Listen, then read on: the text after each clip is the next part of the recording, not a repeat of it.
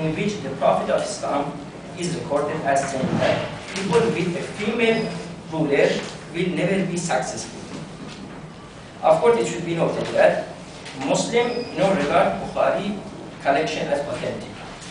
However, some classical Islamic scholars such as Taheri, they support female leadership.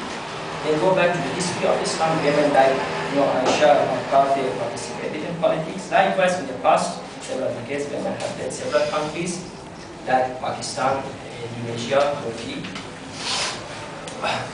Many Muslim scholars and critics hold that women do not have secondary importance in Islam and are treated equally. Whereas, on the other hand, many non-Muslim scholars believe the other things. The latter group justifies its remarks by referring to a number of Quranic verses, which some of them we mentioned earlier. For example, Surah Nisa in this respect says, Allah directs you as regards your children's inheritance. To the male, a portion equal to that of 2 females. Or there are some other verses, like the verse 2 to 3 of Surah Al-Baqarah, which says, your wives are as a team for plantation for you. So approach your team when or how you will. Such a straightforward literature, which is used by Quran or women, in fact has made many Muslims, many non-Muslim scholars believe in Islam attacks the individuality of women. In spite of that, there are many cases of injustice taking place around the world in the name of Islam and Quran, which have not been prescribed by Islam and Quran. For example, in Saudi Arabia, women are not allowed to drive. Or in Taliban, or in Afghanistan under Taliban, women were not allowed to go to school. No problem is that such things or ideas are have remained very powerful within the Muslim societies.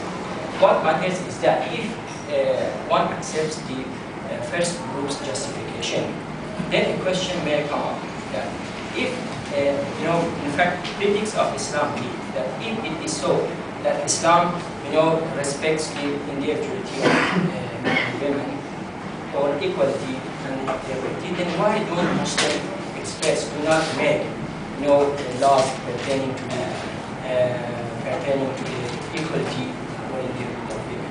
Critics of Islam believe that if Islam respects individuality, why they don't just put that on in their constitutional or political protection.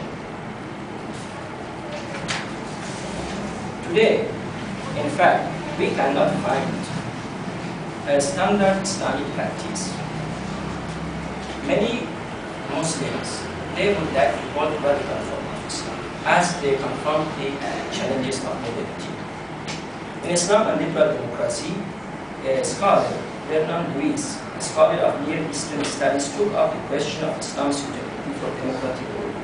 He asked, is it possible for the Islamic people to evolve a form of government that will be compatible with their own historical, cultural, and religious traditions, and yet will bring individual freedom and human rights to the government, as these terms are understood in the free societies of the West?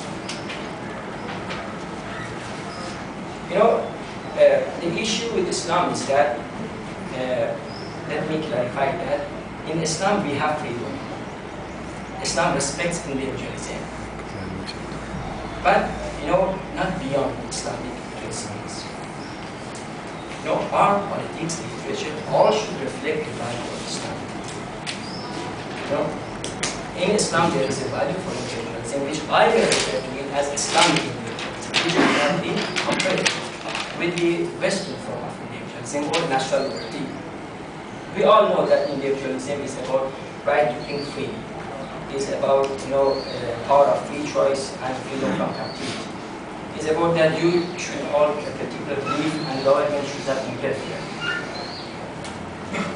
Individualists believe that the duties and responsibilities of the states of the state is to protect life and liberty of the people, to put down fraud and robbery, to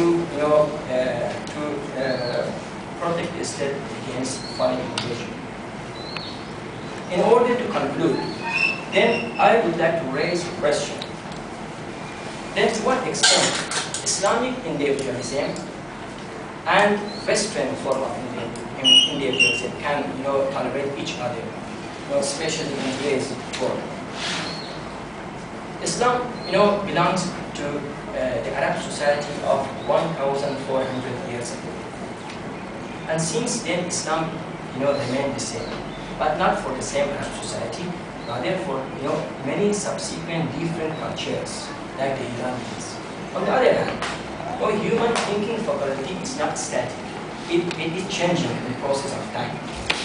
So what happens, that people may adopt new ideas, and these ideas can get mobilized and can appear as a strong, force against the status quo, if the status quo does not update itself in time.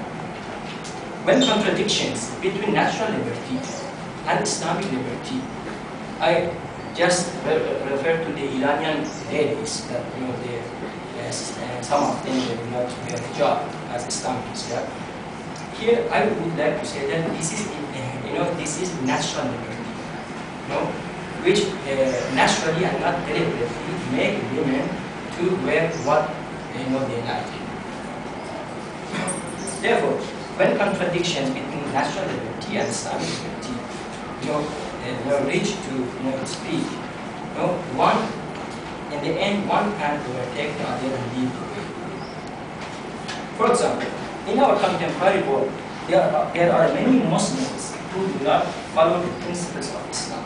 Unfortunately, many drink alcohol, many practice or commit fornication, which these are against Islam. And more importantly, many Muslims have mixed Islamic way of life with their own way of thinking, and reject that as Islam, as a true Islam. Therefore, Islamic scholars and philosophers have a vital social obligations to update Islam. Rigid laws cannot exist for a long time. If exist, they may exist for inflexible mindsets. Islam better not be associated with politics, though Islam and politics have been inseparable. Christians understood this fact centuries back. That is why the church, they separated church from state. That is which saved Christianity from character assassination, a phenomenon which today every so and often Islam is faced, comes under attack from various directions. Thank you very much for your attention.